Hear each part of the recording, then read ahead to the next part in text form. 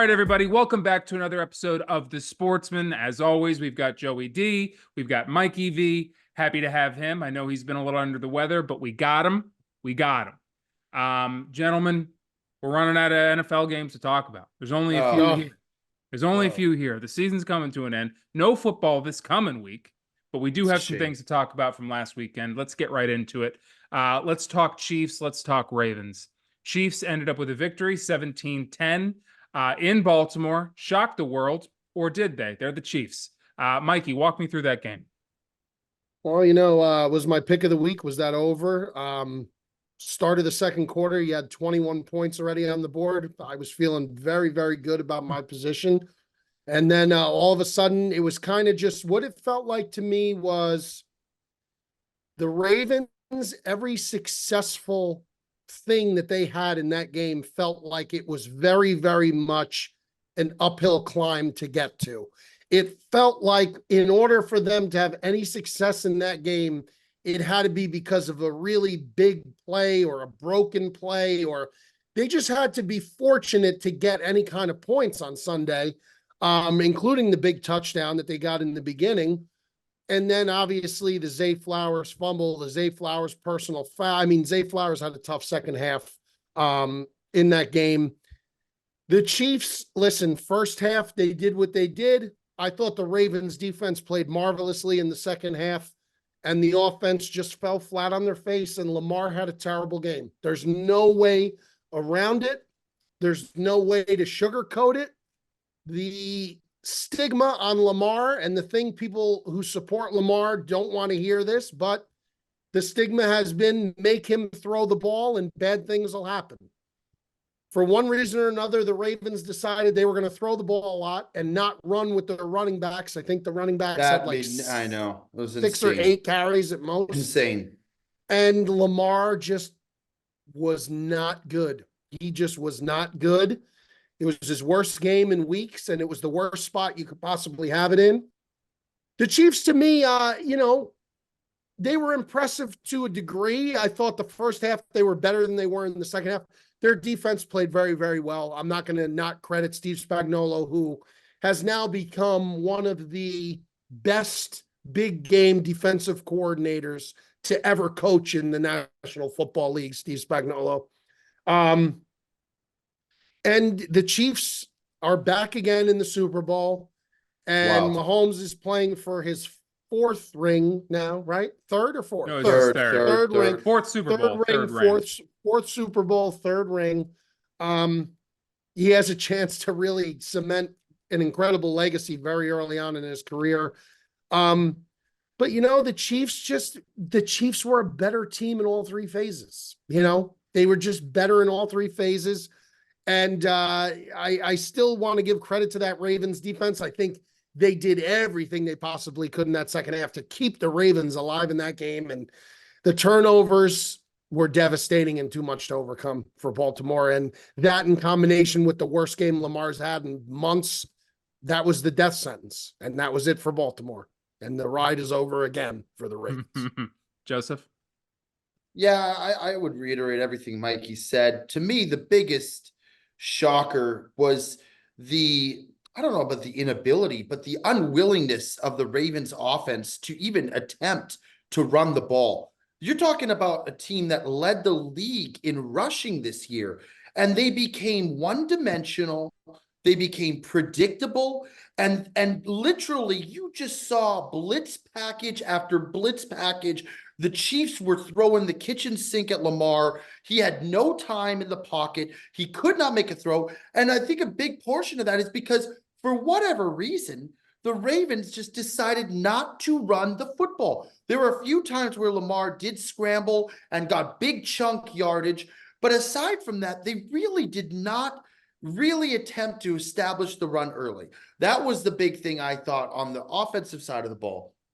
The other thing, too, is that this team continued to shoot themselves in the foot. There was a possession where they had the Chiefs, I think it was in the second quarter or third quarter, at the 10-yard line or the 5-yard line. And they had, I think in the game, they had 3 or 4. But in that drive alone, 2 roughing the passer penalties. Yeah, that was before halftime.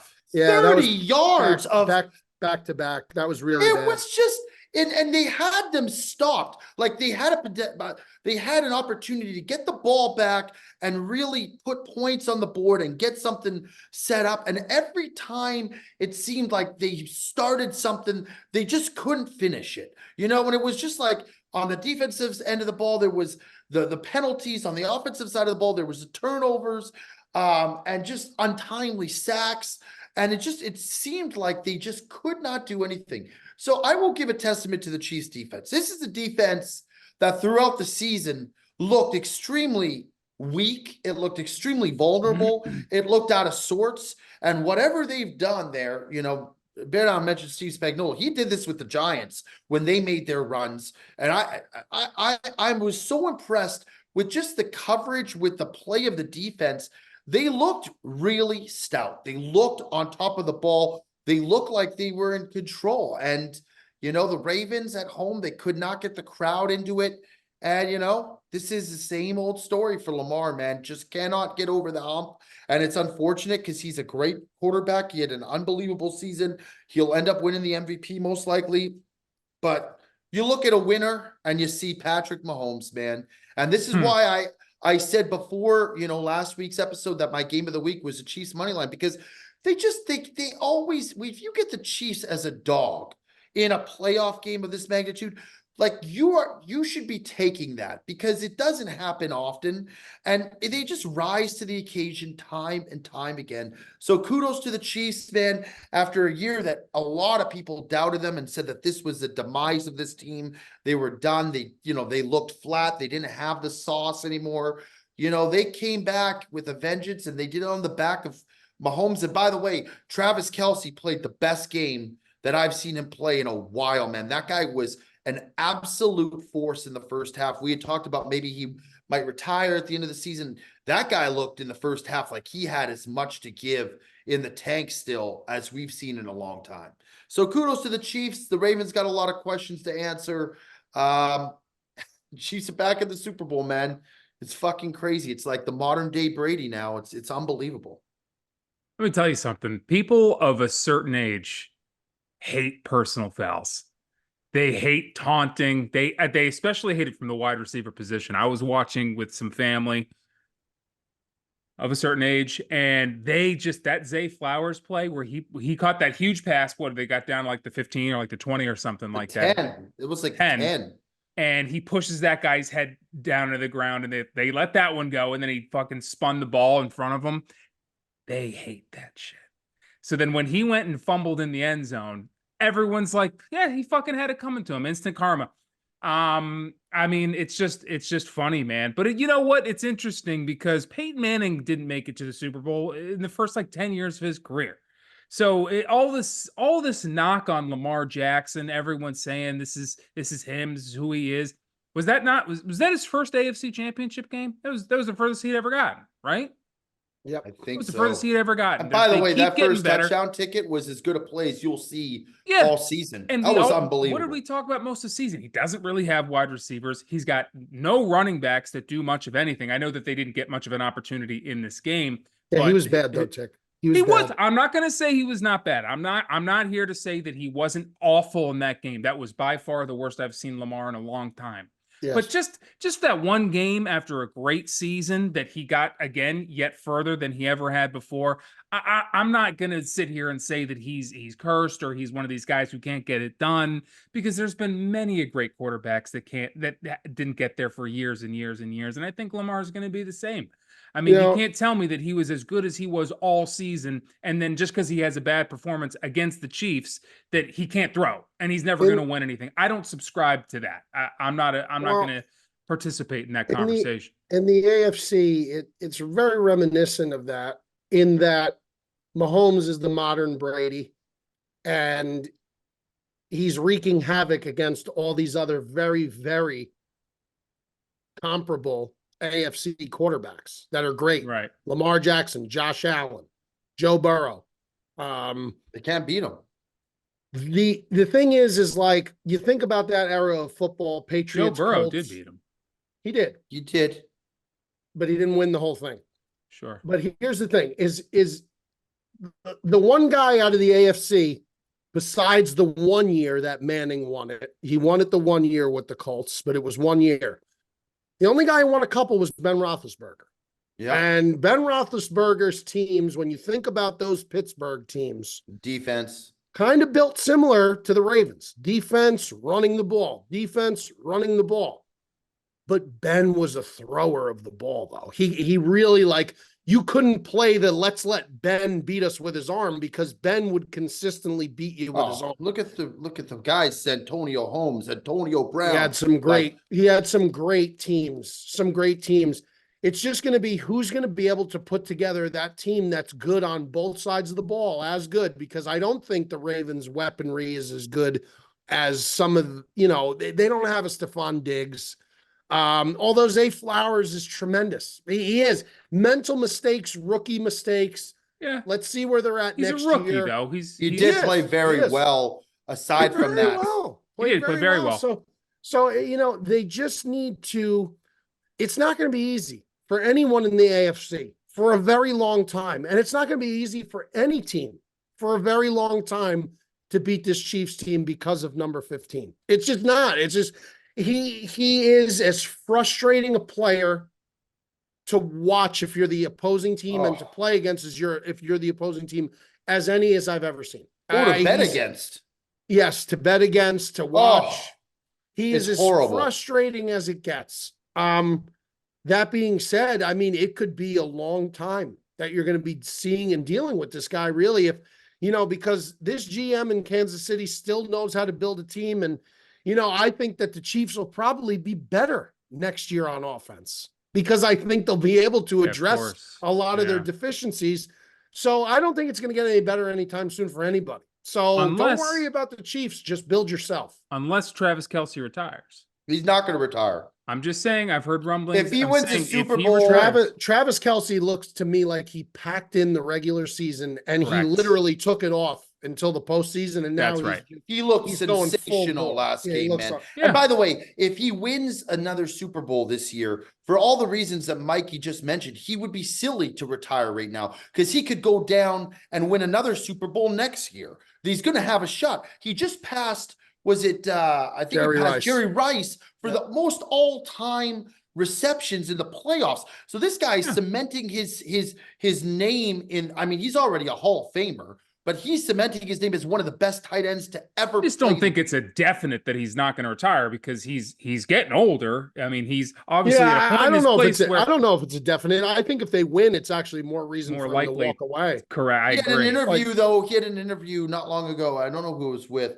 And they asked him, how many more do you think you can get or you want to get? And he said, I'd like to get another 2 before I retire. So I don't know. Things change. We'll see. But yeah, as far as Lamar goes, I hear what you're saying, Mikey. And when you're talking about defense and running, I mean, that team, he's been the whole running offense this entire year. He has not gotten a tremendous amount of help from any of his running backs. He is the running They all got hurt.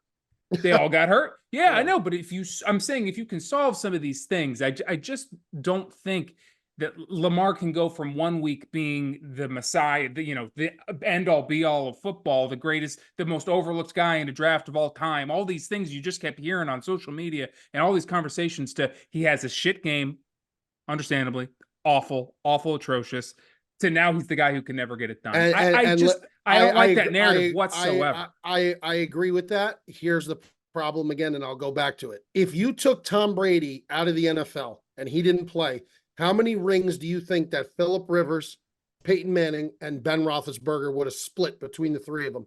I would say probably another 1 at least for each of them. Rivers probably would have got 1.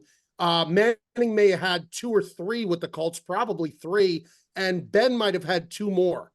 If you took Patrick Mahomes out of the NFL, I think Josh Allen may have a ring already. I think Burrow may have a ring already. And I think that Lamar may have a ring already.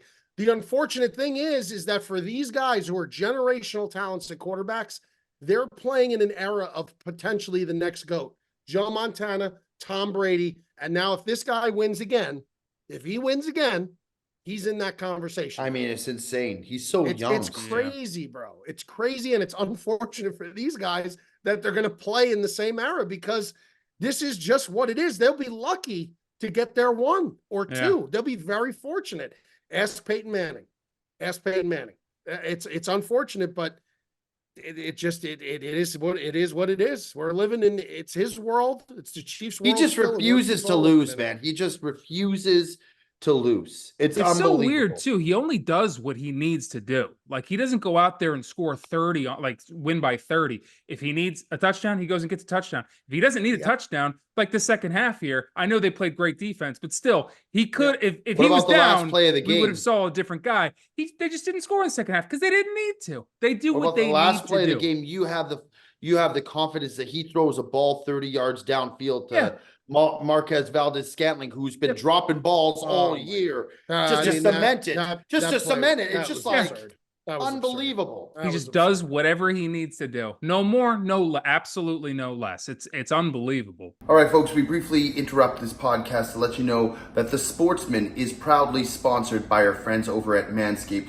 Manscaped's been doing it for a long time. They're going to have everything and more you need to be playoff ready. If you're rocking a playoff beard like myself for the Super Bowl and you need the proper necessities to keep that thing looking fresh and clean, go to Manscaped right now, manscaped.com. They've got the Beard Hedger Pro Kit available right now. It is going to leave your face looking clean as a whistle and ready for game time.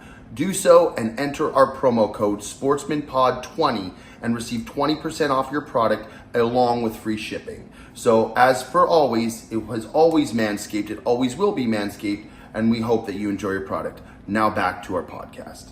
Let's move on here. Let's move on to the night game. Let's move to the NFC Championship. We had the Lions, the pesky Lions, went to San Francisco, and they ended up, after a horrible second half, losing to the Niners 34-31 in San Francisco. Joey D, talk me through that game. They were who they thought they were, and they let them off the hook. You could say that, man. Honestly, this Lions team came out as I had expected them to, with just the fire and the tenacity and like the passion. This game could have been over. And I saw a similar performance to what the Packers had done in the first half to the Niners, with the exception that the Packers couldn't score touchdowns. They settled for field goals. The Lions were scoring touchdowns, and they established a massive lead to the point where, like, I was like, man, this could get out of hand. But I'll give you credit. Two things. The first thing is Dan Campbell cannot stay out of his own way. I have said it for weeks. I said in that Dallas game when he went for the 2-point conversion 2-3 times in a row, this guy is stuck playing a Madden game, and he can't realize that you don't need to get it on 4th down. You can kick a field goal and get the points. Them not going for it the first time when they're in field goal range and go for his 4th and 3 was not shocking, but it was surprising to me. But the second time in the 4th quarter to not go for the field goal when you're 4th and 2, I mean, that is just a bad decision, and it cost them dearly. So that was the first point I wanted to make. The second point is this Niners team, they're like a cockroach, man. You just cannot kill them, or they just refuse to die. Because even against the Packers, it seemed like Green Bay had all the momentum in the world. It seemed like they were going to go ahead and win. When Aaron Jones got that 50-yard run, I was like, that's it. We score a touchdown here. It's done. But they come up with big plays when they need it. And it just so happened that the big play they got this week was a fluky catch by Ayuk on a fucking a batted deflection that should never have turned into a catch. And that just, you saw that it happened. They scored a touchdown after, they turned the ball over after that, and they went over, and it was just like, here we go. This is they just ride the wave of momentum. So, you know, the Niners team, they're tough. They don't give up even when they face adversity. So I'm going to be really interesting to see how they face up against the Chiefs. On the other side of the ball, you can't help but feel terrible for the Lions. Imagine a Lions fan too. I mean, this is their first NFC championship. They come out like that, play as good as a first half as you could play. And then, you know, even in the third quarter, it looked like they had control of the game, and then it just fell underneath them. So you got to feel terrible for them, but I can't help but think that, you know, Dan Campbell, I love the guy. I think he's a great guy. I said in the Brilliantly Dumb show that he'd be a coach I want to play for, but like at some point you have to realize there are moments in the game where you simply cannot gamble. And unfortunately, they learned the tough way. And as a result, the Niners are going to the Super Bowl. Mikey? Yeah, I mean, Campbell, obviously, just mind-boggling. There's aggressiveness, and then there's stupidity, and I think Dan Campbell towed the line on Sunday. You're on the road, you're against the 1 seed, you established a huge lead in the first half. You take points from that point on, you say to yourself, if I have the opportunity to put more points on the board, you're not chasing the lead. You're not chasing anything. You're in the driver's seat. Any opportunity to put, I don't care if they told Dan Campbell, listen, you kick this field goal, we're only going to give you 1 point for it, not 3. I don't give a shit. I'm taking the 1 point and I'm going to continue to build that lead as much as I can. Bad mistake by him. Flip side, credit where credit is due to one Brock Purdy. Brock Purdy, this entire playoffs, has taken fire from multiple news outlets, not even just these playoffs, ever since the Baltimore game, ever since he threw 4 interceptions in that Baltimore game earlier, late in the season, but earlier, in relation to the playoffs. Ever since then, I feel like he has been very much under the gun. Do I think he's the league MVP? No, I don't. Do I think he's in a great situation? Yes, I do. Absolutely. I think he's a great play calling head coach, a great scheming head coach. He has the best arsenal of weaponry available to a quarterback in the NFL. He has the best left tackle. He has the best running back. He has a top 3 tight end. He has a top 10 wide out in Ayuk, a top 3 kind of a gadget player. I don't even know what you call Deebo Samuel. Okay. We know all that. The bottom line is Brock Purdy in that second half could not be stopped. He was running the ball. I didn't know he could run that efficiently. I'm not going to say well, but he ran the ball when he had to, and he made plays with his legs when he had to do. He made plays with his arm when he had to. He could not be stopped in that second half. He made a big throw against Green Bay to lead them back. That last drive, he went 6 of 8, whatever it was, or 6 of 6 to beat Green Bay on the last drive. The second half, when it counted the most, money time, Brock was there. Brock delivered. Hats off to Brock Purdy, and I'm going to give him credit where credit is due. On the flip side, San Francisco has to fix that defense. That defense got eaten alive. If they do not, the Chiefs are going to destroy this team, man. Kansas City's offensive line is as good as Detroit's. They keep Mahomes very, very clean. If they can't get pressure with that front 4, Chase Young, he's taking plays off. He's standing straight up. I saw it again on Sunday. So weird. Nick Bosa is the only guy whose engine just is, another 2 sacks or whatever. He had I think 2 for sure. Yeah. He had 2. That defense has to get it figured out and get it figured out very, very quickly, because I don't think they could roll into the Super Bowl and think they're going to get pressure with the front 4. If they're going to do that, they're going to lose the game. So San Francisco's got to adjust that. But again, I'll tip the cap to Brock Purdy, and I'll tip the cap to the 49ers. 2 games where they look like they should have lost the game outright to a double-digit dog almost. Both games, over a touchdown underdog, both those games. 9.5 Green Bay, 7.5 Detroit, or 7, whatever it was. Over a touchdown favorite, they look like they should have lost both games outright at home. What the hell is going to happen when they play the Chiefs on a They're going to get destroyed. I think that's the general consensus. I don't know if they're going to get destroyed. What's the line at? It opened at San Francisco -2. God. Within minutes, it was down to 1.5, 1. I have not checked since. I will check right now. And it is 2. San Francisco's back up to a 2-point favorite. The Chiefs are going to win that game by a touchdown or more. What makes you, well, we'll get to that. We'll get there. We'll talk about that after this. The Chase Young thing is so bizarre to me. It's so bizarre. At the trade deadline, the Bears got Sweat and the Niners got Chase Young, and only one team got what they bargained for. Chase Young stands up. That's what he's best at, is getting down and then standing up and doing fucking nothing. It's unbelievable. And he looks a little out of shape. I don't know if he just doesn't give a shit anymore. I don't know what it is, but that sucks for them. You know who's You know, awesome and- is and Fred when- Warner is awesome. Fred Warner's Fred unbelievable. Warner's awesome. When the Bears made that trade for Sweat originally, the biased homer in me was like, man, you know, I love Montez Sweat. I was like, but man, San Francisco got Chase Young. Like I would have loved to see Chase Young on the Yeah. Bears because I was such a huge fan of his at Ohio State. But I mean, there's no comparison. I mean, Montez Sweat was a game wrecker in the NFL, not for the Bears. In terms of the NFL, Montez Sweat was a game wrecker when he got traded to Chicago. Well, it was for the Bears too. Yeah, I know, but I'm saying like he's. I don't want to say it like he's a game wrecker for the Bears. Like in comparison to all defensive players in the league, he was on that tier of game wrecker this year. Chase Young is just like I'm watching him, and like the effort is just not there. And there was actually they already said San Francisco said there's a possibility that they may not play him if they don't see what they want to see in the practice. They may not play him, and you know what? I don't think they should. If that's the effort you're going to get from Chase Young, anybody could go out on an NFL roster and give you that same effort. They need more from that front four because that's San Francisco lives, eats, and breathes by the front four getting pressure without having to blitz any of those guys, especially with Hufanga, who's been hurt the entire year, not playing that safety who can't come up and support to stop the run and to start. With Hufanga out, it changes so much.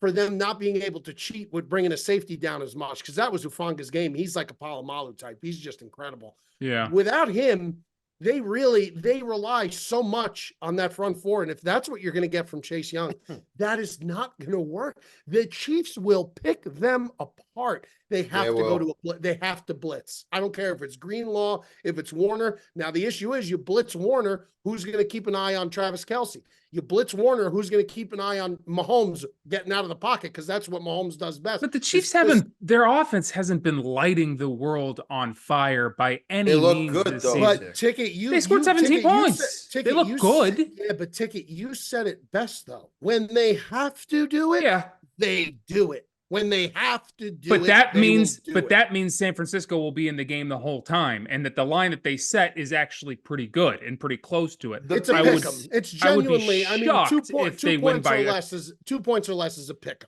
'em. I'd be shocked if they win by more than 4 points. That would be shocking.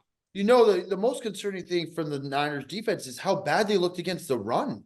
Montgomery was absolutely gashing them. Yeah, but the second half, they completely shut that down. The Lions should have had a steady diet of Gibbs in the second half. And he fumbled the ball when they needed him to do something. You go right back to him. He's your stud rookie. You go right back to him. You show Dan Campbell is a guy who likes to put his confidence into players. He likes, like, when you make a bad play, he's giving you a butt tap and he's sending you right back out there. He didn't with Gibbs for whatever reason. Maybe he knew something we didn't. Maybe he was a little banged up. That should have been Gibbs' second half to just run that clock.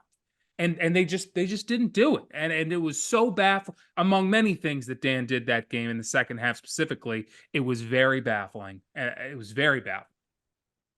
Mikey, did you have something there? I thought you were going to say something. I think the Lions it was like one of those things where like once the Niners started to get it rolling in the second half, it was almost like a deer in headlights look from Detroit. Like, oh my God, what the fuck are we doing? Like, it was kind of like they got stuck deer in headlights from Goff all the way to Campbell. It was kind of like, oh shit.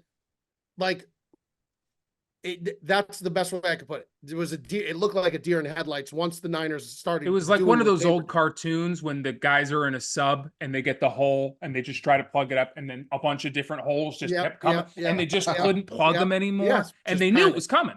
Panic. It was total and utter panic. And you know, the one thing that you can say about Dan Campbell is he did exactly what got him there. People hate it. They fucking think he made a mistake. I personally, certainly the fourth quarter one. But he did exactly what got him. I mean, he stayed consistent with how he played. But I mean, like, he also lost the way he lost other games because of making those. Yeah, no, I'm not saying it was right. Like Joe mentioned the Cowboys game. That's exactly right. Like, have you not learned your lesson? Have you not? You do it once, okay, fool me once, fool me twice, shame on. Fool me once, shame on you. Fool me twice, shame on me. You cannot. And I put it out today. It was my cousin's cooler. It was Dan Campbell. I mean, that was my cousin's cooler. A bird in one hand, a bird in a hand is worth two in the bush. And Dan Campbell just does not believe that whatsoever. This guy wants it all. And I get it, but you have to play it situationally. They weren't chasing points. At the point that you're up 24-7, any points you get from then on is just gravy.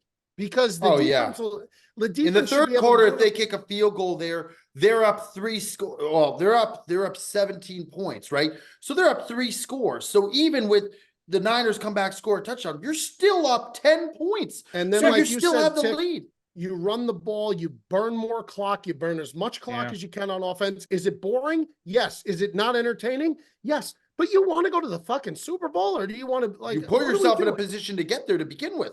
That's right. So you have to finish. I thought that Dan Campbell had learned that Cowboys lesson, because at the end of the first half, when there was what was it? There was like 3 He seconds kicked the left. field goal. Hit the field goal. He And I was wanted like, to go for it. this guy's learning. And then the second half, he felt so uncomfortable with himself kicking that field goal at the end of the first half that he just But it was totally the right exploded. play. It was the right play. I agree. I completely agree. All right, we can move on. Well, you know what? We're doing one episode this week. I want to talk about the Super Bowl. We'll talk about it again next week, but we'll do a quick thing here. But before we move on to some predictions and what we think about the teams and who might win, do you guys think that Jared Goff has warranted the trust of the Lions to continue working with him? Should they extend him? Joe, okay, I'll give it to you, Joe. What do you think? I think so, man. This guy's got he kind of got a bad end of this, of the short end of the stick when he got traded to Detroit. Stafford goes to a Super Bowl ready team, wins the Super Bowl. And I think Jared Goff's been nothing but loyal to this team since day one. He's stuck with the team. Obviously, is he the best quarterback in the league? No. I think though he embodies what this Detroit franchise is all about in terms of he gives everything he's got. He's a competitor. He's been embraced and adorned by the franchise. You heard the fans chanting his name. They obviously are happy with him at the helm. He, to me, has done as much as he needs to do. Now, who are you going to go out and get? I'm sorry. There's some guys out there. You're going to bring Russell Wilson in? Are you going to bring that's what I'm saying. Like that, like if you could say Baker to Mayfield. me, well, that's what I'm saying here. Like, what is the talent pool that you're looking to replace him with? Because if you could tell me you could replace him with, I don't know, a guy like, that was wild. What was that? That was creepy. That was crazy. I don't know what that was. It looked like a Martian on your screen there, Mikey. Yeah, like you got slimed from Nickelodeon. What was like that real quick though? The Mike, the Apple computer, when you get a phone call, everything's linked, so it just pops up that the phone call's coming in. but what was that screensaver? It was like green. I a have green- no idea. I didn't do that. That was It bizarre. was wild. But it looked like that slime then went and transferred to Ticket's fucking screen and It froze him infected to me. death. Yeah. Two things I think could be true about Jared Goff. Two things could be true simultaneously at the same time. First thing that's true. The Lions went from a laughing stock, bottom of the barrel, doldrums of the NFL, doldrums of the NFC North, to winning not one, but 2 consecutive home playoff games this season and a division title. Jared Goff, a major reason why that happened, period. Number 2, the second thing that could be true also is that I'll never be afraid to play a Jared Goff team in the playoffs. I just never would ever be like, oh no, we got to play Jared Goff. But that doesn't mean that Jared Goff is not the guy for Detroit. I think he is. I think he proved it this year. I don't know what else a franchise of the utmost infertility, along with Cleveland and the Jets, ascends to new heights. They're a game away from the Super Bowl, and they had the number 1 seed dead to rights on the ropes. Yeah, on the ropes. He has to be the guy moving forward for Detroit. Anything less, as Charles Barkley would say, would be uncivilized. It reminds me a little bit what we were talking about a few weeks ago with Baker Mayfield. Someone's going to pay him, and he's probably not going to deserve it. I feel the same way with Jared Goff. I think they have no choice right now but to extend him.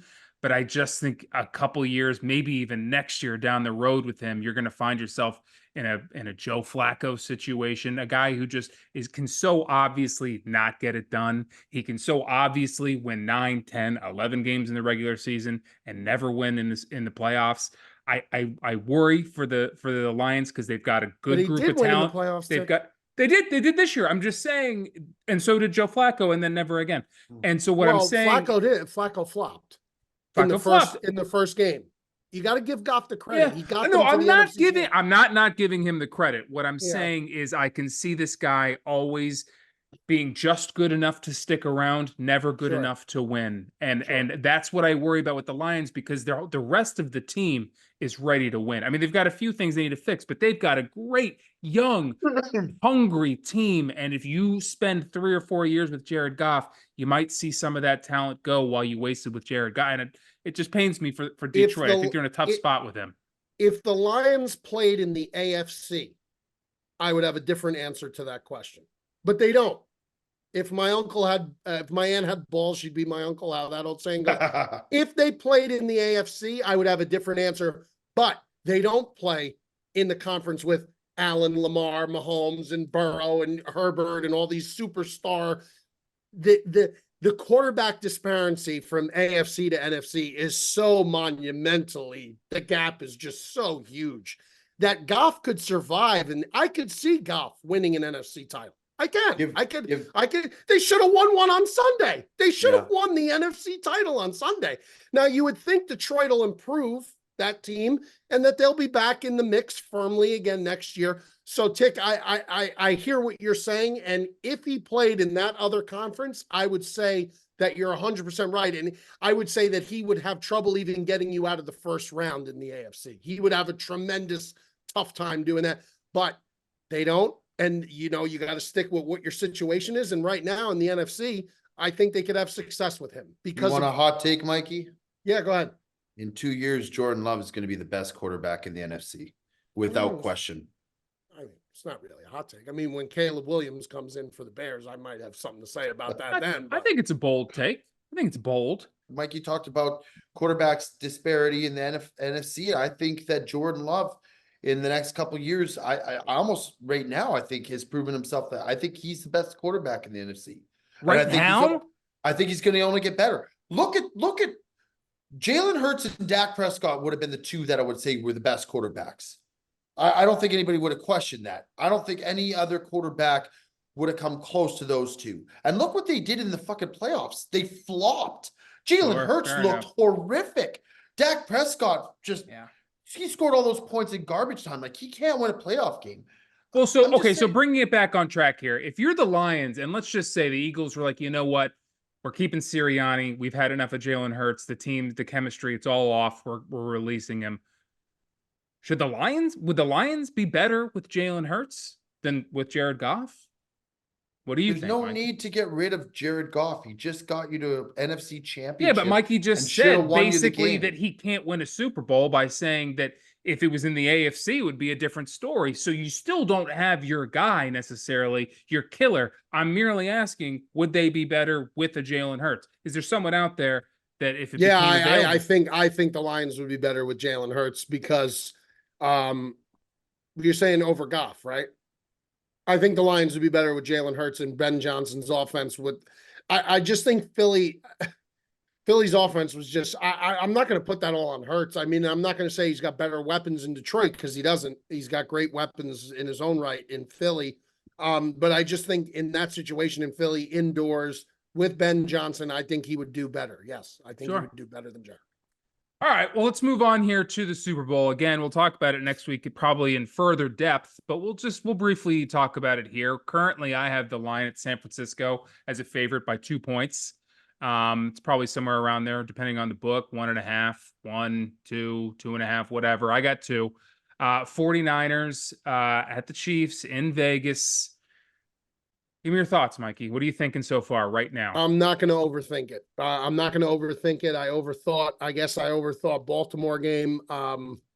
So I mean, I didn't overthink the Dolphins game for the Chiefs, but I definitely must have overthought the Bills, and then I overthought the Ravens. I'll take the Chiefs. I'll take the points. I mean, this guy, man, it just does, it appears to not matter who plays around him as long as he has, his buddy, 87. It just, because Kelsey is just a master of finding that little soft spot in the zone, and he just settles in, and it's just so easy for them. And until they lose, I'm going to pick them again. I mean, could I change my mind next week? I guess perhaps if the line takes a radical turn, but right now it's Chiefs money line for me. It's Chiefs money line for me. It may even be a Chiefs alt line.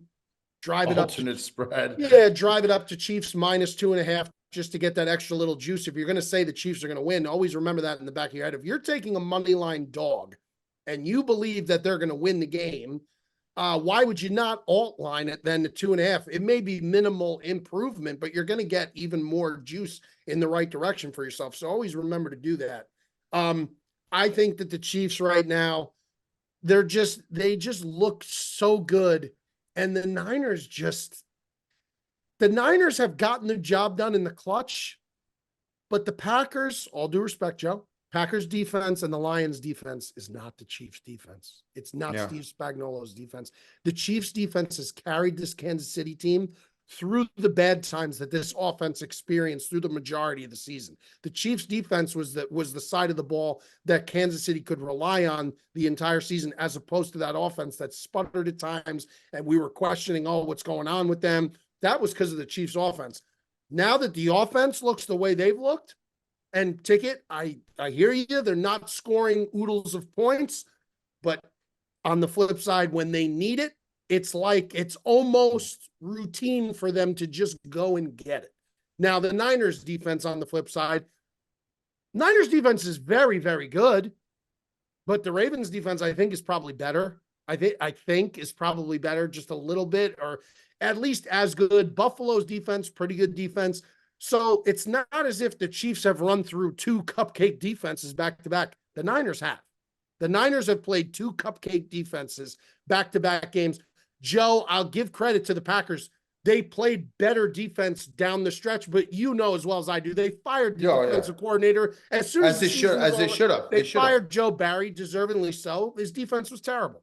So it's not like the Chiefs have been running through cupcake defense.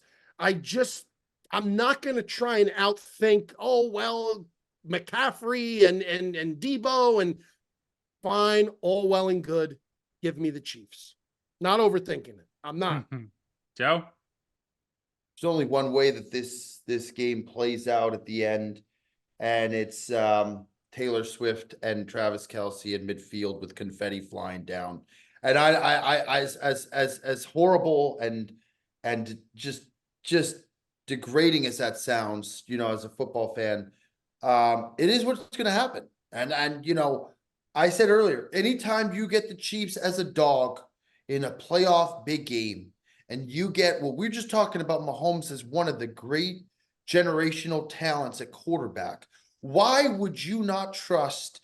And listen, if you put your money on him and he loses, so be it. At least you can go home and say, you know what? I took a guy who's going to go down as one of the all-time greats against a guy who was Mr. Irrelevant and who just, we talk about how he's done what needed to be done. This is a new stage for Brock Purdy. This is not exactly like he's been there, done that before. If I put those two guys side by side, shame on you if you take Brock Purdy over Patrick Mahomes. And that's all you got to look at. And you look at maybe if the Chiefs had a shitty defense or didn't have a good coach, they have a coach who's won multiple Super Bowls, who's been there, who knows how to coach these games, who gets them in good spots, versus a coach who gave up a 28-3 lead in a Super Bowl against Tom Brady, the previous GOAT, in Shanahan. So all I'm saying is, Quinn was the coach, but he was the offensive coordinator, whatever. I'm saying he was in it. That was the last time he was in a Super Bowl, Mikey, is all I'm saying. I get it. I get what you're saying. And the other thing too is the Niners have looked terrible. They've looked like now, from a betting standpoint, if you want to do what I've suggested all year, go against the grain, go against where the money is. then maybe you take the Niners. But I just can't go against a guy who wins as much and consistently as Patrick Mahomes in the big game. And if I lose money on him, then so be it. I'll sleep good at night. But if I put my money on Brock Purdy and Mahomes and the Chiefs win, I'm going to be like thinking to myself, what the hell did I do? Yeah, that's right. Well, is it for sure that all the money's on the Chiefs? I mean, is that Well, no, for sure? no, I'm not no, sure because that it is. because I got to tell you this: the line was 2 when it opened. It was down to 1 several hours later. Now it's back up to 2. Now, what's going to happen by next week? I think, from a betting standpoint, from my experience in the field, I think that by the time kickoff happens on Super Bowl Sunday, public money will begin to pour in on the Kansas City Chiefs. It will begin to pour in on the Chiefs.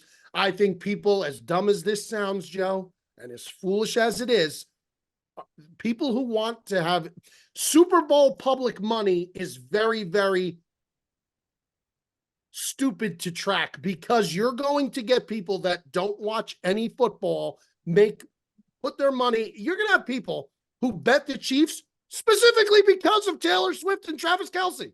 You're literally going to have people who bet against them because they don't like Taylor Swift. That's why it's going to be, as of now, if you can get the Chiefs plus money, that's the play to make. That's the play to make. It's as simple as that. It's for the reasons Joe said. Yeah, I agree with him. If you're going to lose, you lose with Patrick Mahomes. You don't lose with Brock Purdy. You don't. And all due respect to Brock, I think he got disrespected the whole playoffs. I think he's played very well when it counts. But again, this is not the Lions. This is not the Green Bay Packers. This is the Steve Spagnuolo Chiefs defense. It's going to be different for him. It's going to be different. You keep saying Spagnuolo. Isn't it Spagnola? No, we're both Italian, so I could say Spagnuolo. Sounds like a guy who runs a pizza joint. Sure. I'll be rooting for the 49ers, but I like Christian McCaffrey. I like the team, to be honest. Everyone outside of Shanahan, I think he's just a fucking ass. I can't stand his hat. But I really can't. I can't look at him. Just looks like a fucking prick. But I agree with everything both you guys said, Joe. I think you're completely right. I think there's just, why would you ever, Patrick, you already know this story. It's almost like you don't have to watch until you just know what's going to happen. And it's going to be Patrick Mahomes again. And it's probably going to be on the last drive, because they're going to keep them in this game the whole time, because they only do what they have to do, no more, no less. And they're going to go down at the end of the game. Oh, it's either they're going to go down the last drive, or they're going to have 5 minutes, 6 minutes left, and they're just going to milk the clock, and it's going to be the most boring ending you've ever seen, and the Chiefs will win again. And it's going to be tough. I'm so sick of them. I'm sick of this team. I'm really sick of the red. I'm sick of Andy Reid. I'm sick of Mahomes and Maotto. I'm sick of Taylor Swift. I'm sick of all of it. I'm sick of the team. The Chiefs went away tomorrow, I'd be thrilled. It's a quick way to be unsick of them, though, Tick. You put a nice fat bag on the Chiefs money line. Sure. I'm going to be rooting for the 49ers, but I might put a little bag. Yeah. Hey, you had your happiness. That's right. I mean, he's a great player. Are you sick of Mahomes yet? I do Michigan every year. Michigan money line every year. And it's been making you some cash. Oh, yeah. Well, not this year. What do you mean not this year? Yeah. Oh, I thought you said you bet the other side. Oh, you bet on Michigan. I bet Michigan money line every year against Ohio State. That way, at least, just at against the very Ohio least. State. And I would rather burn that money. I would rather take that money and that money pays for Dom's karate classes. No, I'd rather burn the money, and he'd have to skip karate for a month. I'd rather that. It's going to pay for the new Ford Expedition. Yeah, sure. I tell you, who's not going to lose the game next year? That's Ohio State. It's not going to lose next year. Goodbye, Jim. Bye-bye, Jimbo. Well, that's a great shift there into Jim Harbaugh being hired by the Chargers. Mikey, you had some fun on Instagram and Twitter with that. Why don't you talk us through that and what you think? It's been the talk for the last 2 off seasons that Harbaugh was going to leave. I thought he was going to leave last year. The talk got so hot. And then this year, once the talk that he was having the second interview in LA, and they weren't, were they going to let him leave the building without, hiring him? And it just felt like it was his time. I mean, he had nothing left to prove really at Michigan. I mean, he could have tried to stay to win another natty. But I think now he realizes, number one, he doesn't know what the punishment would have been from the NCAA, who still has not given him his full punishment for all the offseason and recruiting violations and the sideline sign stealing. That was never settled. So I'm sure the penalty for the football team is going to be a lot less than it would have been for Harbaugh. That's one thing. Second thing, I think he really just wanted back in the NFL. I think he wants to win a Super Bowl. I think he genuinely wants to win a Lombardi. He sees he's going to have a tremendous quarterback to be able to bring up in Justin Herbert. It's an ideal spot for him, I feel like, with Herbert. And, you know, on the flip side for Michigan, I mean, if you're a Michigan fan, you can't really be that upset. I mean, this guy brought you back from, listen, I'll call it exactly what it is. You guys, for as much shit as they talk, they were irrelevant for many years. They were an irrelevant team in the Big Ten up until the last 2-3 years. He went on a hell of a run with them, won them 3 straight Big Ten championships, got them to the playoffs 3 years in a row, and finally broke through this year and won a national title, their first undisputed national title since 1942, their first outright national title since 97. There's nothing more you could ask from that. Nothing.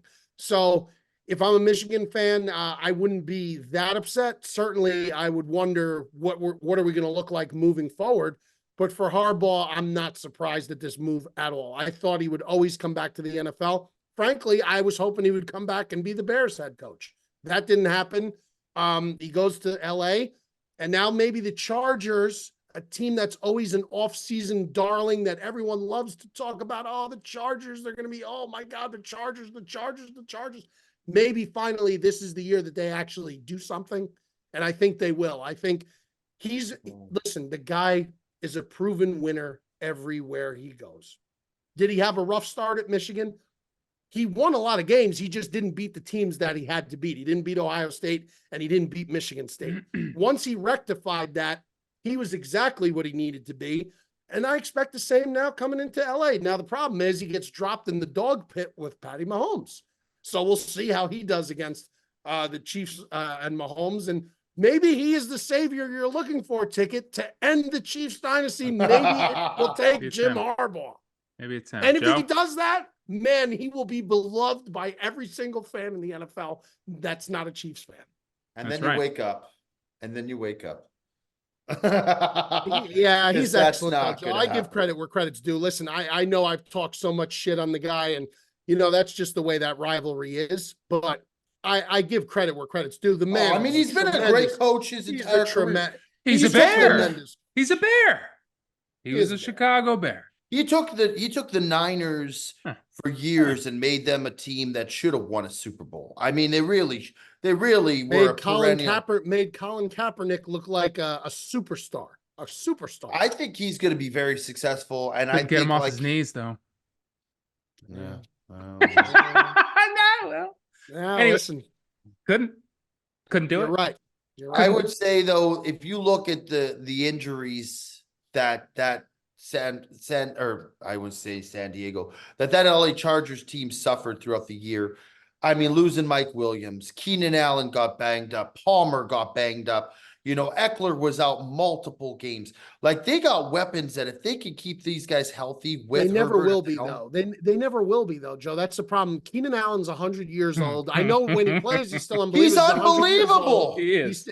But Mike Williams is hurt. Clemson Mike's #1 knock every fucking year. The guy's hurt, and Eckler the same thing. These guys, like, the best ability is availability. That's what they Jordan always say. Palmer, he's really good too, man. He's really fucking. But those top 3 dogs, the best ability is availability. Plus, you know who's going to be 3 guys who aren't available often. You know who's going to be really good is that what is his name? The guy Parham? from TCU.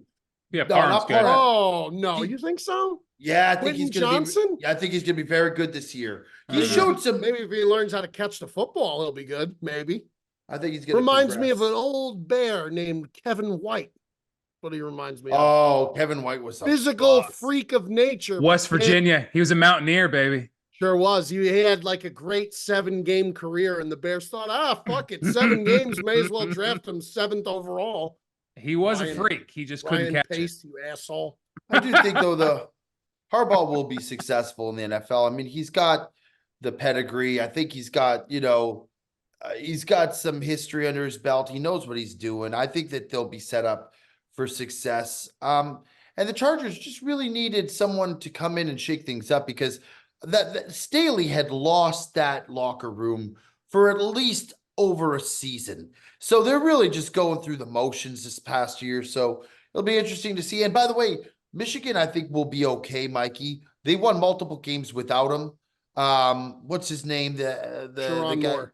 I think he's going to be fine. I don't know if he'll be as good and as successful as Harbaugh, but he did a good job, while they covered for him. And he had win some games, including the game against Ohio State without Harbaugh. No, Michigan, listen, Michigan will win. I think Michigan will win like 8-9 games this year.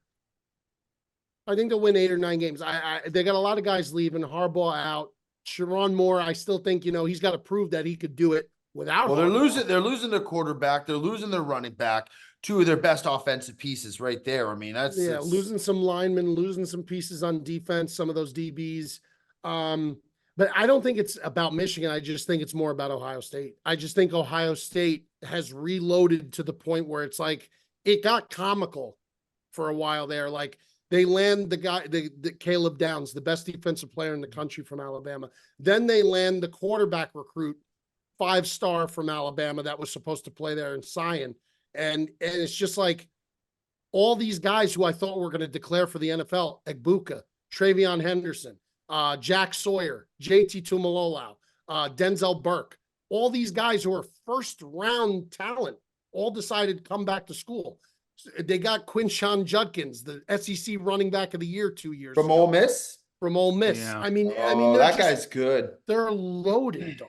They're loaded. You So think I they're think going to win the really national championship? if they don't win the national, it's national championship or bust this year, unless like they get killed with a myriad of injuries. It is national championship or bust for Ryan Day. Even with Georgia having all those guys come back? Well, it's Georgia and them. I think it's Georgia and Ohio State are the two. Like I would love to see that as the national championship game. But again, this is a whole new college football landscape that we've never seen before. Yeah. To win the national title, if you're not a top 4 seed, you have to win 4 playoff games to win the national title. Yeah, it'll be a lot of fun to watch. Insane. It'll be a lot of fun to watch. I think, as far as the Jim Harbaugh thing goes, I think the transition from Staley to Harbaugh will be like remember in high school when you'd throw a big party and there'd be red Solo cups everywhere, people naked in the pool, vodka bottles everywhere. It's just a fucking mess. And you really went after it and had a good time. Everyone had a good time. Everyone was having fun. And then Dad got home. And just people scattered like cockroaches and everyone went home except for you. You were stuck there and he had to give it to you. That's going to be Jim Harbaugh. He's Dad coming home. He's going to whip this. The fun is going to be sucked out of that fucking locker room for a long time until they start playing, until their play starts reaching the talent that they have there. Yeah. And I think you will see maybe the beginning of the year will be tough for them. I could see them going 1-4 and everyone's saying it's the same old Chargers. But by the second half of that season, I would be shocked with that talent, with Jim Harbaugh as coach, if they are not humming, if they are not playing well. And then I think season 2 is where you'll really see Jim Harbaugh and the Chargers shine. If not next year, we'll see. Let's get to one more thing quickly, and then we'll do Who's the Problem and get out in questions and then get out of here quickly. Tom Brady, Greg Olsen, the fight for the booth. Do you like Greg Olsen? Do you want him to stay even if he could? Do you have high hopes for Tom Brady? What do you guys think? Joe, let's start with you. I thought Greg Olsen's done a great job. I think he's got a good voice. I think he's got a good understanding of football. He breaks down the plays well. I've never had an issue with him calling the game on Fox. I think he's really good. Tom Brady, I can't speak on how he would be because I've never heard him commentate a game before. So I'm not a huge Brady guy. I'll go on the record to say that. I think this guy is the greatest quarterback who ever played the game. I'll give him that. I'll tip my cap to that. But he's kind of a clown, bro. He's kind of been like, I'm saying, like, since he is. Joe fucking hates Tom Brady, bro. Since he's retired, Mikey V. Joe, you've been on the record stating that you hate Tom Brady. Can we just? He is a bit of a clown, though. He has turned into a clown. in I mean, retirement. yeah, he is. He's There's doing these interviews and he's doing this stuff. His face looks like it's wax. Yeah, It's yeah. like, it's just like, I get it. Like, I'm not taking anything away. Stavi put it the best. He said, "You look like Skeletor, yo." Yeah. Dude, I'm Oh. just saying, like, I'm not taking away his accolades. He's the best quarterback to ever play the game. He's got a fucking, what, 6 rings? Like, it's just like, or is it 7? I don't even 7. fucking Yeah, know. 7. 7. Yeah. Unbelievable. Like, I will give him that. But like, as a person and like his antics, like since he divorced his wife and since he's left his family, he's just become kind of a clown, man. So like, am I in a rush to see him commentate a game? I don't know. Probably not. Like Tony Romo, I think is a good commentator, but it's like, Romo's entertaining. Some- Him and Nance are entertaining. They're funny. but I To think me, they're fun. Romo's got a good personality. I don't know if Brady's got that sauce, man. Like, I have no interest in hearing Brady in the booth. I'm going to be honest. I don't think he's a great speaker by any means. I don't think he's a great speaker. I just don't think I've never listened to Tom Brady speak and been like, oh, wow, I'm blown away by how well he speaks or how articulate he is, or like he's a very good motivator. He's a good pump up rah guy. No question about that. I think like his let's fucking go. I think that's great. But Greg Olsen has proven, and I think Greg Olsen does a tremendous job. Yeah, I he think does. Greg Olsen is really good. So yeah, no, I prefer Olsen. You know, the wild thing about Brady is like, you think about how incredible Mahomes is and the conversations that people are putting him in already. If somehow he doesn't win this Super Bowl, let's say he doesn't win it, he's got to win 5 more to tie Brady. Just to get to Brady, just to tie Brady, he's got to win 5 more Super Bowls. Even if he wins Sunday, he's still got to win 4 more Super Bowls. Forget about winning the Super Bowls. It's not about winning them. It's about getting back to them. Just getting back to the Super Bowl is a pain in the ass enough. To win 4 or 5 more just to get to Brady's level, I mean, that's preposterous, man. It really, just when you think about it in that way and how dominant Mahomes has been to start his career, like, do we really think that he's just going to dominate the rest of the way, that it's going to just be peaches and cream and rainbows and unicorns for Kansas City the rest of the way? Tom Brady, best of all time. Keep Greg Olsen in the booth, though. Don't need to hear from him. What's that, show? I was gonna say, who's the worst commentator you've ever heard on an NFL game? Oh, Might be good. Might be Gus. Don't say Gus Joss. I saw- you know who was terrible? Fucking what's his name when he was Dennis Miller when he was on Monday Night Football for Oh, a yeah, he while. was My bad. God, he was Yeah. bad. I heard Asante Samuel. I like Tony Kornheiser, but I'll tell you, it's the worst. I heard Asante Samuel do a game, and it was one of the very worst things You want to hear the I've worst? ever heard. You want to hear He the couldn't worst? put a sentence together. You want to hear the worst of all time? Sure. And it isn't even close. Aqib Talib. I was going to The say worst he was actually of one of the funnier all guys ever. He was Time. great. Oh, He I thought was. great. Like his raspy ass voice. He was so good. He was so good.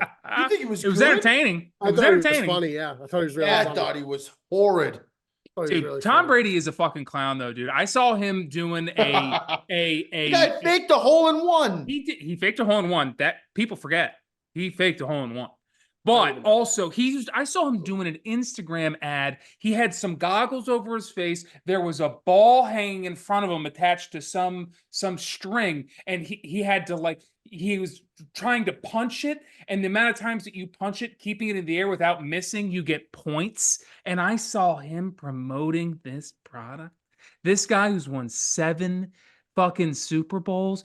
He's worth millions and millions of Hey, dollars. Giselle Bundchen's This she's a heavy guy. price tag to keep happy. He's not with her anymore. What are you talking He's got about? to pay the child support, Tick. Yeah. And he lost all that. And not only that, he lost half of his money. He lost when all they that money broke to up. crypto. This guy, he is objectively a clown. He is. He's A absolutely very good football player. You know Great what? Hey, football listen. player. You know what? That's a Michigan man you're talking about. the Michigan man. That's The true. Michigan man. That's true. Now, who is a clown is Kevin Burkhardt. I'm not a huge fan of him. If he wanted to come in and we just had 2 color guys, Olsen and Tom, I could maybe get behind that. Not a big Burkhart guy. Anyway, moving on. Let's get to who's a problem this week. Joey D, who is a problem this week? I was gonna run it back, but I've just slandered that guy enough. I'm not. I was gonna say Draymond Green again, but I you know my feelings on this guy. You see what he did the other night? No. He slapped Anthony Davis in the face and then like started laughing at him because he went down. And then he realized he was actually hurt, and so then he went and started like patting him on the ground to make sure he was okay. Yeah. But I'll skip that. Who's a problem? I'll tell you who's a problem. You know who I'm over? I was gonna sell this person on the Brilliantly Dumb show. Use chick's wife with these jackets.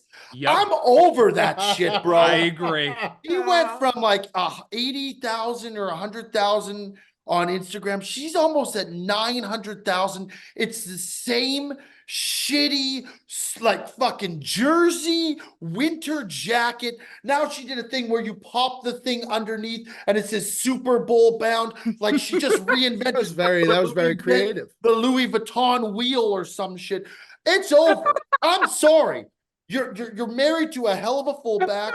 Congratulations. You had your moment in the sun. A hell of a fullback. Taylor Swift bought your jacket. On a t-shirt. Taylor Swift bought your jacket, and so did Taylor Lautner, the fucking Lions guy who did the Twilight series. You see that tick? He was wearing the line. Like, it's just stop putting that down my throat. I don't need to see another one of those god-awful, outrageously ugly, overpriced fucking sewn jackets. They do stink. Those jackets that Brittany and Taylor were wearing, the first time I was like, okay, now she's doing like different styles and shit. It's like, and you see him when he came out of the fucking tunnel and he was doing like the scissor cutting. It's like, can we just fucking drop this? What are we doing here, man? It's a professional football player who's a millionaire. You don't need to be doing fucking scissors as you run out of the fucking like Brutus the Barber Beefcake. Strutting. I get he's supporting his wife, but give me a break, man. What a joke. Gotta support your wife. That is a rule. I don't blame him. 100%, but you gotta do him. Scissor cutting when you run out of the Let's keep it to her. Let's keep it to her. All right. Mikey, who's the problem? Well, this isn't going to be a popular one. It really is not. But I've been meaning to sell this guy for quite some time. And he's a legend and he's an icon and he's one of my favorites ever, but I have to sell him because recently he's just very annoying. You want to talk about clowns recently? Ric Flair. Ric Flair. Oh, no. Ric Flair has been just unbearable. He's unbearable. He's almost senile. Like, give him a break. But is he though? Is he senile? The guy is older than paint. This is why it's not going to be a popular sell. I'm not selling him because of his age. I'm selling him because of his antics. What did he do now? He's at the Bucks game and they won. He's a Bucks fan. He's a Falcons fan. He's the ambassador for the University of Michigan with Jim Harbaugh. There's the real problem. There's the real issue. Michael. I'm just saying that this guy wants to put his grubby little paws in every little honeypot. That's what I want to say about Ric Flair. He's got his grubby little claws in every honeypot. I admire the fuck out of him, man. He made a name for himself when wrestling was nothing years ago. Good for him, man. Let him enjoy his heyday. Joe, Ric Flair, the wrestler. I mean, I love the guy. I love the guy. But what about him is he doing that you're not happy with? He's attacking Paul Feinbaum, and I get that too because Paul Feinbaum is very overbearing. But he just he's just got his paws, and it feels like he's just got to just be like Paul Feinbaum, the SEC guy. Yeah, that's what I mean. Like, where do you get off just destroying Paul? He's so all over the map with everything he's involved with. It's like, and then when he was at the Bucks game, He's a Falcons guy. He's a Falcons fan. Like, I just don't He get it. created one of the most legendary celebrations There's no within the question. I mean, like, that is- question. You're talking about retirement Ric Flair, old Ric Retirement. Flair. Oh, yeah. This He's trying Ric to Flair, keep not relevant. it's not been a kind new millennium to Ric He's Flair. certainly taken advantage of that. Like ever since that, woo, like that resurfaced as like a meme that everyone He's was on using. Cameo now. He's he was with all the rap groups. He was like in rap songs with all I these loved guys it. now. I loved it. I mean, Ric Flair drip. I and love all Ric this. Flair, man. It's so I like good. Ric Flair a lot, the character, the wrestler, but I The mean, jet it's like, you setting, know, if you watch limousine riding. if you watch Hulk Hogan on his current Instagram, Hulk Hogan at least still stays in his lane, like the wrestling lane, like he stays there. He still tries to like cut promos as the Hulkster and talks That's about awesome. Hulkamania. Right, it is awesome. Ric Flair talking about the Falcons, Michigan, the Buccaneers, Paul Feinbaum, it's just bizarre. It's just too much. You know what I found out the other day is that Dial Steve it Austin, back. Dial it Steve back. Austin has Instagram. Oh yeah, he does. Yeah, he sure does. Steve Austin BS Bone Skull Ranch or whatever. BS Ranch. He's great. He's awesome. Yeah, he's the best. And Texas rattlesnake. his best quality is that he has no ties to Michigan. That's his best quality. No, I would no. if you're gonna sell somebody, you should have sold Vince McMahon. At least the guy's under fucking. Well, I'm not gonna. That's I'm the not one gonna- that I'm should not- be sold. I'm not gonna. Well, you Don't know, go I'm there. not gonna touch that. That's an open and pending investigation. I'm not gonna stick my nose in that until all things are resolved. But Well, I mean, he I think it's- resigned. I think it's Guilty as obvious that we knew charged. Vince McMahon was a scumbag for many years. I mean, We knew I- something like this remember- was coming down the pipe You for a not long remember time. his skits with Trish Stratus? This Yeah. guy was this biggest scumbag in the We- history of listen, mankind. Vince McMahon's a top 5 horn dog of all time. Yeah, I yeah. mean, he is Yeah, a he top is. 5 How horn about dog the of all face he time. made when Stacy Keibler came down when Yes. he's like, Yes, yes. and he's like falling off his chair. Like he's up there with like he's up there with like Harvey Weinstein. Oh, and like he's without a top doubt. Well, horn dog guys. yeah. Yeah. The No, fact he it took is. this He- long to get there is it's He shocking. is. He Vince is. never met a skirt he didn't want to lift up. Never. Never. I'll keep mine quick. It's I'm gonna take it out of sports this week. I had an awful experience. Moved to South Carolina and I got what's called palmetto bugs. Oh That's the boy. best. Yeah, that's the That's best. That's the best. That's been going around for a while. Oh, Well, for- no, now it's a crying one. It's the one where he's like, Or what's the one he was on some documentary that everyone yeah, he's like, crying where he's like this. that is yeah. that's from the Andre the Giant HBO special. That's documentary. tremendous. Yeah, That's tremendous. tremendous documentary. I found a cockroach on my fucking on my wall the other day, and I Oof. looked up what was going on. Joe's not going to let it go now. Joe's just going to keep He's going. just gonna with let it Vince go. McMahon. He's gonna It let was it go. so Let good, Ticket, man. let Ticket finish. No, I'm the- sorry, Tick. I'm sorry, Tick. No, I'm good. I'm gonna move on. I'm gonna move on to the viewer questions. No, finish. Well, we're running out of time here. You only got No, 6 no, minutes go, left. no, go ahead. Finish your bye. You only have 6 minutes left. Who's your problem, Tick? It's I'm good on it now. I'm gonna blow by it. I'm gonna blow by it. I'll get it now next I'm gonna week. feel like trash. No, it's okay. First question comes from Ethan Risenga. One professional athlete that you would trust to babysit your kids. Mikey, who do you got? I got one. Professional athlete Yeah. Any to sport? babysit my kids. Sure. Who do you trust? Okay. Who do you trust? You want one? Sure, Go ahead, Joe. Joe. I'll give you Tony Finau. Guy's got like 6 kids of his own already. Yeah. What's another? good What's one. another 2? take him down like Rocky and Moana, and fucking take him through Hawaii, and show him a good time. He's a family guy too. You can't imagine your kids would be in harm's way with Tony Finau at the helm. It's a good No. pick. It's a good pick. Let's see here. I would take for the very same reason. I think I would take Phillip Rivers. Yeah, that's Yeah, another but good pick. he's so religious though. You got to wonder if you're going to come back to the same kid. Yeah, that's true, Tick. That's a good point. It's Dom would very be good signing point. up for fucking Bible study. He's renouncing karate for Bible study. You gotta do like a, a hockey guy, maybe like a Joe Sakic or somebody like that, No, man, this is a very good question, honestly. I'd pick Alex Brown. Great guy. Know him very personally. I I'm would s- let him I'm- watch my kids. Wow. Are you Yeah, still doing the Alex Brown show? I feel like I didn't see it much this year. we do it on Twitter. We You were do it doing on Twitter? That's Yeah. why. Okay, because I'm a Yeah. recent joinee of Twitter. So now next Ah, year yes, I'll yes, tune yes, in. yes. I'm surprised you didn't say McGregor. Yeah.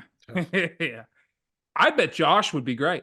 I bet Josh would be a wonderful, responsible Josh Allen. Josh Allen. Josh Allen would be a Yeah. wonderful, wonderful choice. I think so Or too. Chase Utley. I think Chase Utley would do a wonderful job. I think he would keep the kid in line. I think he wouldn't get into any trouble. What about Roger Federer? I don't know anything about him. Looks nice. What about Andre Agassi? No, keep him away from your kids, man. Or John Daly. Oh Daly? God. He's Sure. raised a good boy, it feels like. Well, you know where to find him. He'd be having wings Or with Dom John and Hooters. McEnroe. John McEnroe. Yeah, you're giving Yeah, it up in Hooters. That's not horrible. That's not horrible. Or at a slot machine in Vegas. There you go. Or Lolo Jones. What about Lolo? How about next question? Let's go to Zach Rhodes here. He wants to know, who was your first sports idol and what do they mean to you? Joe? Would have been a hockey player, Canuck. Probably Trevor Linden. He was the Canucks captain. He signed, I got an autograph from him. He signed my name wrong, but that's neither here nor there. He wrote Joseph, Josef. Tough look, but yeah, I thought he was hard nosed. He was the captain. I love the guy. He was probably him. Actually, you know what? Fuck that. Patrick Waugh. Patrick Waugh was my first sports, like, as a goalie growing up. I thought he was just the fucking man. I thought it was going to be Pavel Bure, the Russian rock. Pavel Bure was there too, but he was like after. Okay. All right. Fair enough. Mikey, who do you got? I actually got this one probably surprises me. I actually got Jerry Rice. Jerry Rice, growing up, I think I was in like 5th grade or 4th grade, and I went to one of those like scholastic book school like book sales or whatever, where you walked in with like $20 and you get like a Star Eraser and a poster of a Lamborghini and shit like that. I think I got a poster of Jerry Rice, and I followed them very closely, the Niners, and they were very dominant when I was growing up. The Bears were my team, but the Niners were always a team I would watch. And Jerry Rice was like, to me, I don't know. I just always played Joe Montana football on Sega, and I would just play with I would just throw Jerry Rice every time. So Jerry Rice to me was one of those guys who was like hard-nosed guy, best player on the field, just, never heard a bad word about the guy. Yeah, so Jerry Rice. I knew that one because Mikey told me I actually played with Jerry Rice in the That's Tahoe right. ACC championship. That's right. That's right. And Mikey he told you was- that? And I actually had him FaceTime Mikey V. That's right. Oh, that must have been a nice moment. It was very cool. It was Yeah, pretty very- cool. It was. Very cool. Yeah. I'm shocked it wasn't Oh, like Emmett Smith. And or something. my dad was at the house and ended up being able to Yeah, say hi he to talked. Jerry He Rice. talked to which was- yeah. Which yeah, was Jerry fucking Rice and- Jerry By Rice. the is way, Jerry Rice he is is a god in my class. eyes. He's a Yeah, class he's a god. act. He's a god. He was so nice. Put him on I Mount asked- Rushmore. That's I asked Jerry, and I was like, "Do you mind?" And he's like, "Yeah, no, call him up."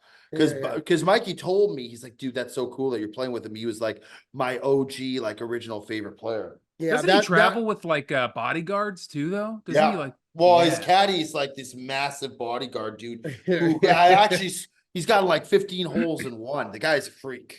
What? Rice Yeah. has? No, his bodyguard. His bodyguard is 15 holes in one. Get the fuck out of here. I can't make this up, man. No, but he could have. I think. Yeah, very I think- easily. I think he might have.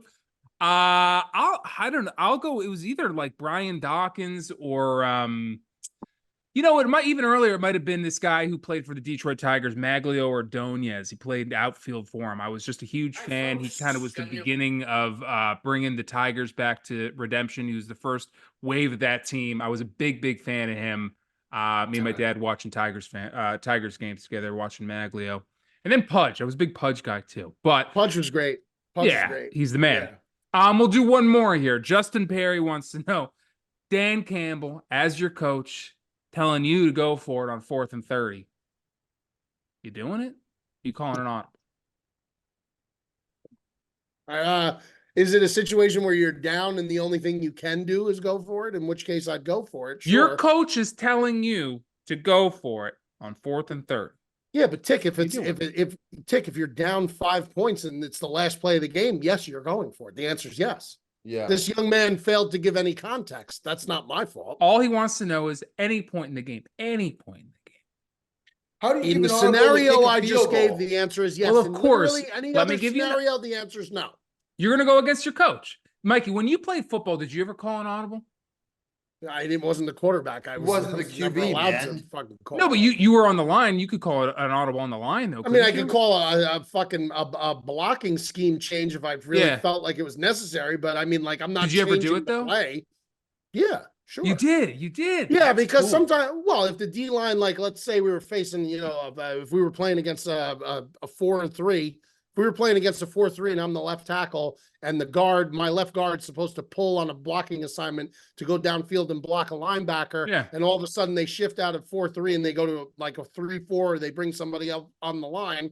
I have to adjust that play. I got to say, I'll pick up the backer and then you got to do this. I mean, that is different. Were you This is like the changing captain? play. Were you like the captain of your line?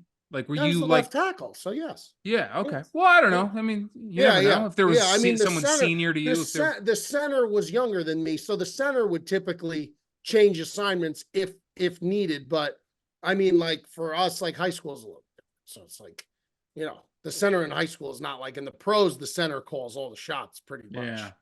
It's pretty cool. I have a lot of questions about your time playing football. I'd like to pick your brain one day about how. Yeah, You could be doing it at Waste Management. I could have been. Did you ever think about playing? Did you play in college? You didn't, did you? I got recruited to play D2 and I tore my shoulder. Right, and that was the end of it. Like, you That even was want to the end repair. because I was a very immature 18-year-old kid, and I just, Sure, I've seen the. I didn't have pictures. eyes on the prize. That's then. when the bodybuilding That's Mikey when- V came into play, and that's when the Jersey That Shore came guy into play. was ripped. That guy was fucking shredded. Yeah. All right, guys, that's another good one. Joe, we're only getting you out of here 3 minutes late. I think we did a pretty good job on that. I thought it was a good episode. It was a good one. It was a good one. We're just doing one this week, unless we decide to get together tomorrow. By the which I doubt way, it. we are going to start, I think, once football wraps up, we've discussed as a team, we want to start changing the dynamics. We're going to start having maybe a few people on the show. Special guests. Some interviews, some guests. athletes, friends of the program, anybody that you would like us to interview, please let us know. We may or may not be able to get those people. And if it's Tom Brady, well, then just leave your submission at home because we ain't doing it. Bro, we're gonna get hit with so many submissions that we Oh cannot my get. God, bro. Like, We don't have to Manning. Can you guys get Roy Jones Jr. on the podcast? yeah. Although Hey. after next week, maybe you guys can get Denny Hamlin, Jimmy Hey. Johnson. Who Dale knows? Earnhardt Jr. Dale Earnhardt. Now that would actually be a cool one. Dale Earnhardt Yeah. Jr. I'd happily have him on the show. That'd I be Hey, bought you some- miss I bought- 100% of the shots you don't take, I Dick. bought some vintage NASCAR Daytona 500 t-shirt and hat on eBay. Oh, so you gotta get the jacket. I was told by Paul Swan to buy vintage NASCAR gear for the race. Tell him that you'll, why would you'll he tell you Peloton to him do off that? for. Because he's going to be there. He's the pit guy for one of these No, big but, races. but why was his recommendation vintage NASCAR shit? He's like, if you're going to go to the race, he's like, you got to wear NASCAR gear. I said, Well, The yeah. the jacket would be sick. I have a vintage Budweiser fanny pack, like Bud Heavy red fanny pack. And I also bought a pair of jean shorts off of Amazon. You So I'll should be get wearing like a jean shorts. Richard Petty hat, like an STP, like the old STP. See, you know more hat. than I do. I know nothing. Or about just get you wear a Guns N' Roses shirt too. You'll be I've, fine. I've been Guns N' to Roses. I've been to a Is that- handful of races, man. They are Really? a ton of fun, man. You watch those things just go around and around. When and I was a around? kid, my dad and some of my family, we would go How do you a get lot into of the time. that though, Tick? How do you get into watching them just go around in circles? My dad never- loved it. And then once it's kind of like a lot of sports, when you just pass by, you're like, oh, is it just guys throwing a ball into a hoop? But then when you really dive into the sport, you get to know kind of what's going on. It becomes more interesting to you. But I know a couple guys, a couple of my friends love it. They love, and I'm like, really? I'm like, NASCAR? All right. they have bastardized that sport to the point where there's almost no competition. But years ago, it was a lot of fun to watch. But you guys will have to tell me. You guys are the ones going now. Tickets, Gentlemen, first NASCAR, then we'll do Formula One. Okay. Formula One is, see, now that's not going round and round. That's a lot of fun. I think if you dove into that, Mikey, I know you don't have the time, but if you did have the time, I think you would end up liking that one a lot. F1 is sick. Watch the documentary. Do me a favor. Watch the documentary. Watch Ticket is a episode proponent one. of this documentary more than episode anyone I've one. ever seen. Watch I episode swear one he and tell me. makes a cut of every fucking person he tells to watch it. It's unbelievable. It's unbelievable. But guys, we got to get out of here. Another good one. That's another episode of The Sportsman. Like, comment, subscribe to the YouTube and the Instagram. Fire your questions in. Mr. Anderson will then send them back to us. We'll answer them at the end of each episode. We'll be doing a lot more as football comes to an end. A lot of fun, guys. That's Mikey V. That's Joey D. I'm the Big Ticket, and we will see you guys next week.